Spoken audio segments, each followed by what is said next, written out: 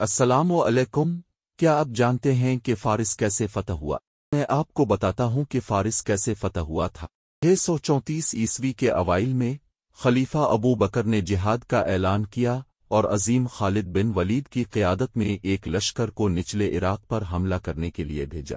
خالد نے فارسی دستے کو شکست دی اور عرب عیسائیوں کو حرس اور قلعہ انبار سے مطیع کر لیا۔ اسی دوران خالد کو فارسی محاذ سے واپس بلا لیا گیا اور شام کی طرف روانہ ہونے کا حکم دیا گیا۔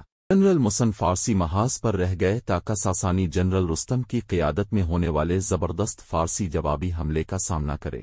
بابل کے کھنڈرات کے قریب فارسی ہاتھیوں نے مجاہدین کے گھڑ سواروں میں خوف و ہراس پھیلا دیا اور اوپل کی جنگ نومبر 634 مسلمانوں کے لیے ایک تباہ کن پسپائی میں ختم ہوئی، جس میں مسن شدید زخمی ہوئے اور بعد میں ان کا انتقال ہو گیا۔ خلیفہ عمر نے فارس کا مشن تجربہ کار جنگجو سعد بن ابی وقاص کو سونپا، جو جنگ بدر اور احد میں لڑ چکے تھے۔ رستم مدائن سے نکلا اور مجاہدین سے قادسیہ کے میدان میں ملا۔ 637 میں 4 دن تک جاری رہنے والی اس جنگ کو مجاہدین نے جیت لیا، کیونکہ مسلمان نیزہ بازوں نے ہاتھیوں سے نمٹنے کا طریقہ دریافت کر لیا تھا، جو ان کی آنکھوں اور سونڈ پر حملہ کر کے انہیں ناکارہ بنا رہے تھے۔ بادشاہ اور دربار آلوان کی طرف فرار ہو گئے۔ مسلمانوں نے بغیر کسی مزاحمت کے ایشیا کے ایک شاندار شہر مدائن پر قبضہ کر لیا۔ سعد نے دشمن کا تعاقب کرتے ہوئے دریائے دجلہ کو عبور کیا، جلالہ میں فارسیوں کو شکست دی اور بادشاہ یزدگرد کو آلوان سے بھی بھگا دیا۔ یزدگرد، جو مقدس شہر رے میں پناہ گزین ہوا تھا،